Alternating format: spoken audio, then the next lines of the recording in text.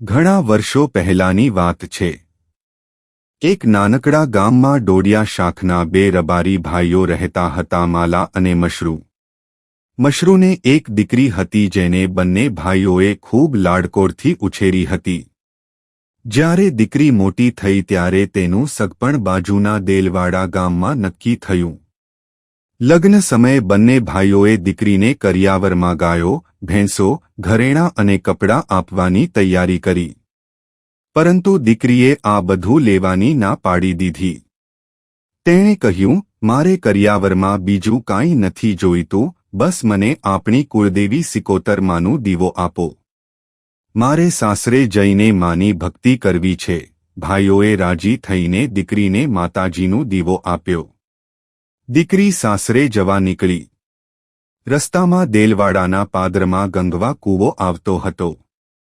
દીકરીને વિચાર આવ્યો કે સાસરે માતાજીની સેવા થશે કે કેમ, એટલે તેણે ગંગવા કૂવા પાસે ઊભા રહીને માતાજીને પ્રાર્થના કરી, હે માં, તું અહીં આ કૂવામાં વાસ કર।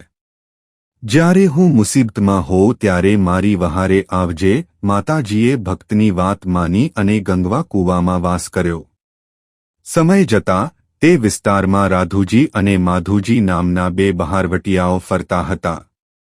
એક દિવસ તેમણે વગડામાં રૂખી નામની સ્ત્રીની દીકરી પનીને છાણા વીણતી જોઈ। બહારવટિયાઓએ પનીનું અપહરણ કર્યું અને તેને વેચવા માટે લઈ ગયા। રસ્તામાં તેઓ દેલવાડાના ગંગવા કૂવા પાસે રોકાયા। ગંગવા કૂવા પર પની ચોધાર આંસુએ રડતી હતી। તેનું રુદન સાંભળીને કૂવામાંથી સિકોતરમાં એક વૃદ્ધ ડોશીના રૂપે બહાર આવ્યા। ડોશીએ પનીને રડવાનું કારણ પૂછ્યું। પનીએ પોતાની વ્યથા કહી।